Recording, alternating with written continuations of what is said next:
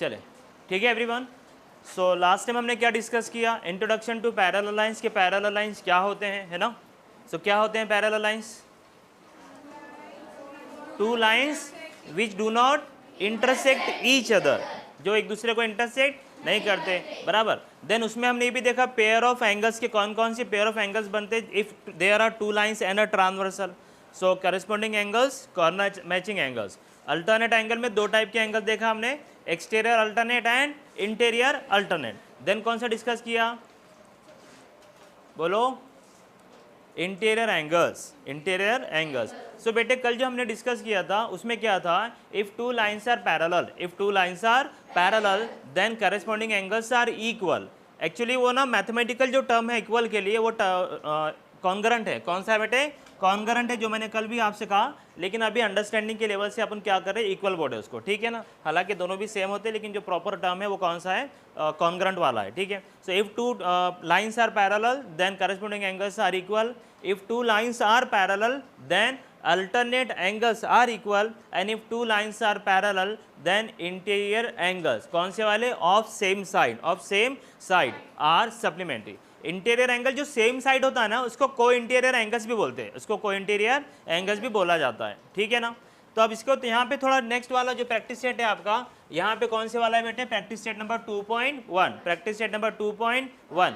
अब यहाँ पे जो फर्स्ट क्वेश्चन है इसको रीड करना जरा, क्या दिया है, in the adjoining figure each angle is shown by a letter, find the boxes with the help of the figure, find the boxes with the help of the figure. एक बात समझ लीजिएगा आप, when two lines intersect each other, when two lines intersect each other, how many number of angles form, 4, very good. How many number of angles form, 4।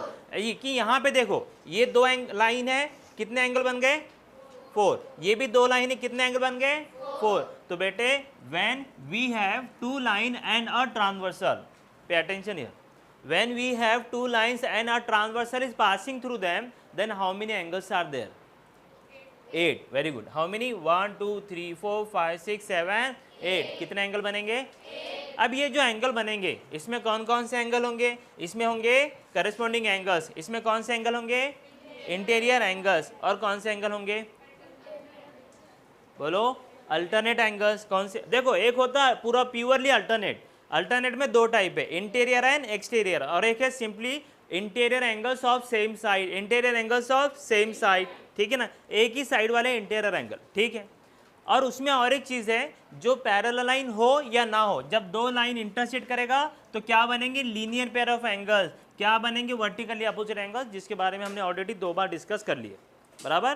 तो उसको थोड़ा revise करते रहे, आगे बढ़े, ध्यान देना इधर। Corresponding angles, corner matching angles, same side same corner, है ना। बताओ एंगल पी के लिए करस्पॉन्डिंग एंगल कौन सा हो गया, देखो एंगल P के लिए एंगल W, ये ऊपर वाली लाइन, ये नीचे वाली लाइन, ऊपर वाली लाइन का ऊपर वाला कॉर्नर, नीचे वाली लाइन का ऊपर वाला कॉर्नर, सेम साइड है, लेफ्ट हैंड साइड, ये ऊपर वाला पहली लाइन के लिए, ये ऊपर वाला दूसरी लाइन के लिए।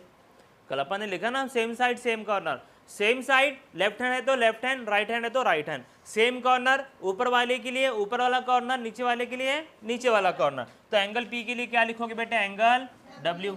एंगल Q, एंगल X, तो यहाँ पे लिखा आपने एंगल X। समझ में आ रहा क्या चढ़ा बेटे, ओके। एंगल R के लिए angle Y, angle Y, okay, angle Y। Angle S के लिए एंगल Z, अंडरस्टैंड एवरीवन, ठीक है ना। देखो ऊपर वाला, नीचे वाला, ऊपर वाला, नीचे वाला, corresponding angles are, understand, okay.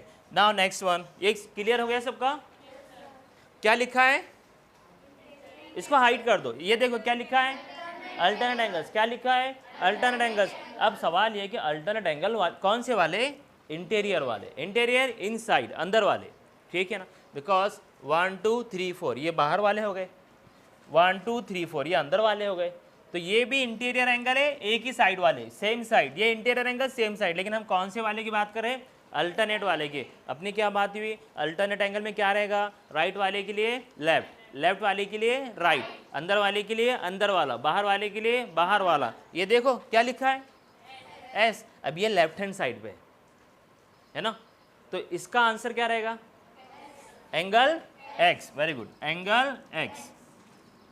कल वो भी बताया था मैं आपको, इस तरह से जो z बनेगा आपका है ना, ये इस तरह से। अब यहाँ पे लिखा हुआ है x, सॉरी यहाँ पे s लिखा हुआ है, तो इधर कौन है, x है, इस तरह से, ठीक है ना भाई। ओके, आगे बढ़े। एंगल w के लिए क्या आएगा, एंगल w के लिए एंगल r। चलो चलो, वेरी गुड, एंगल r। इतना क्लियर, समझ में आ रहा सबके क्या चल रहा, ध्यान देना ज़रा, ठीक है। ओके, अब ये तो हो गया, ओके ओके, ये आंसर इतना ही था। अभी come to next one, second answer, question number 2। Same type, मतलब भाई सेम टाइप करना है जो पहले इसमें किया आपने, बट पहले इसमें क्या किया था उसने, सुनो, हाँ, हाफ आंसर दे के रखा था, हाफ आंसर आपको लिखना था। भाई करेस्पॉन्डिंग एंगल में दो पेयर है तो दो एंगल हैंगे ना, तो एक एंगल दे के रखा, दूसरा उसका जो पेयर हैगा आपको लिखना था।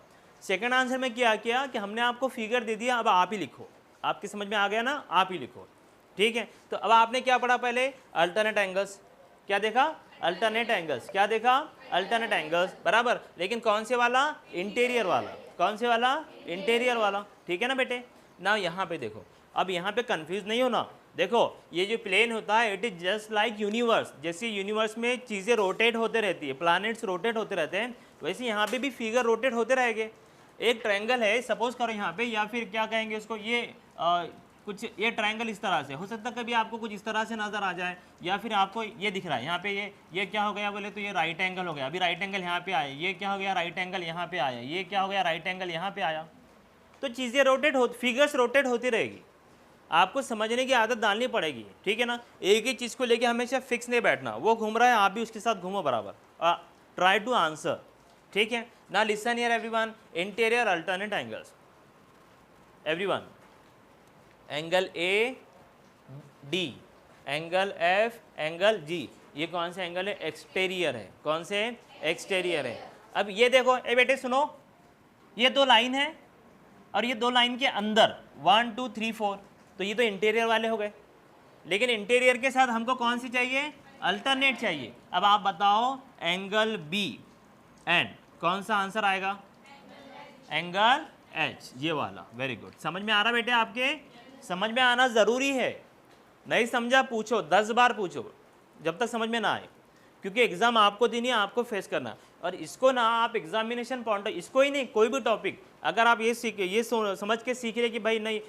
मतलब for examination purpose I have to prepare और आई हैव टू अंडरस्टैंड, नहीं ऐसा नहीं चलेगा, वो कोई काम की बात नहीं है ना। आप ये सीखो कि भाई मैं जो सीख रहा हूँ याद रखने के लिए, आगे मुझे इसका यूटिलाइज करना, कहीं ना कहीं बेनिफिट मिलेगा उसका, ठीक है।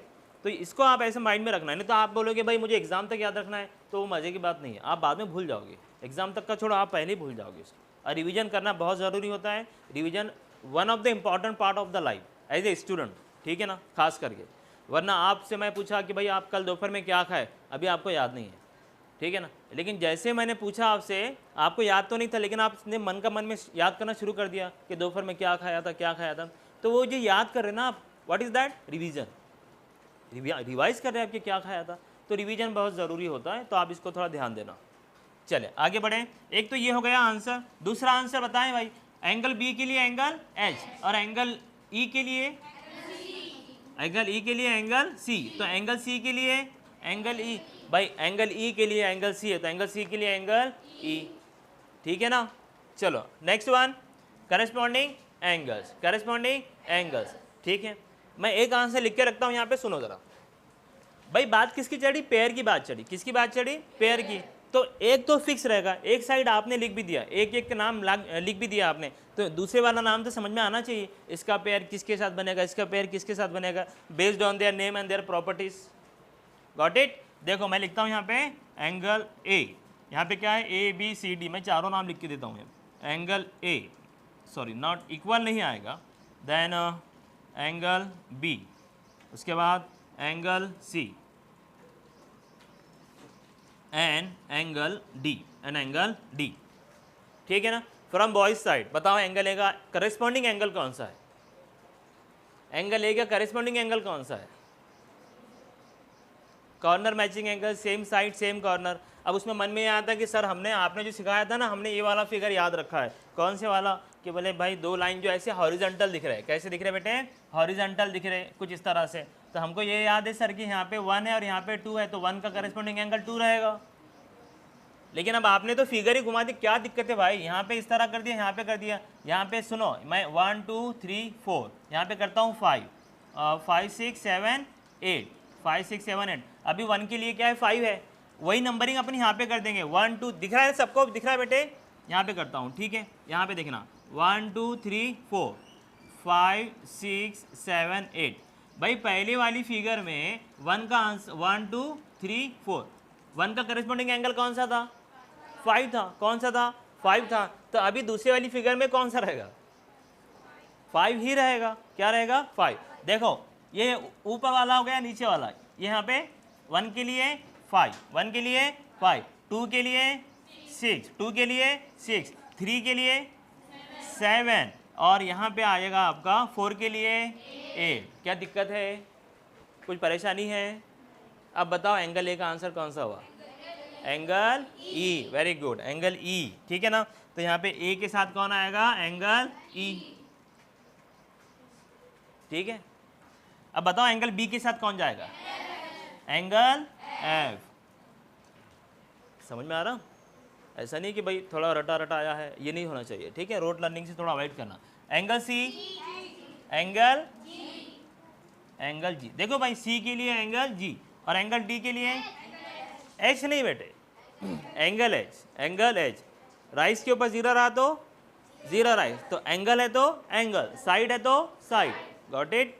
तो बेटे यहाँ पे देखो एंगल डी, डी के लिए कौन है? Angle H. ये हो गया corresponding angles, corresponding angles. Got it everyone? ठीक है। Interior angles, interior angle, interior inside, interior inside. ठीक है ना? अब यहाँ पे देखो angle B and angle B and angle E, ये होगा पहले वाली पेयर। ठीक है, और यहाँ पे एंगल सी के साथ कौन जाएगा? एंगल सी के साथ एंगल एच, एंगल सी के साथ एंगल एच।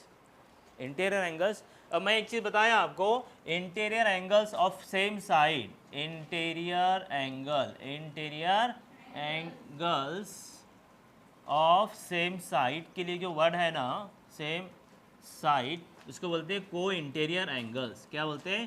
को इंटीरियर एंगल्स। ये आपके स्टेट बोर्ड के टेक्स्ट बुक में नहीं मिलेगा आपको, को interior angles. Interior angles of a same side, इतना बोलने से बेहतर क्या रहेगा आपके लिए? को इंटीरियर एंगल्स, को इंटीरियर एंगल्स। Got it? ठीक है, तो ये प्रैक्टिस सेट 2.1 था जो कंप्लीट हुआ। ठीक है, आपने अच्छे से समझ लेना इसको और कॉपी भी कर देना। ठीक है।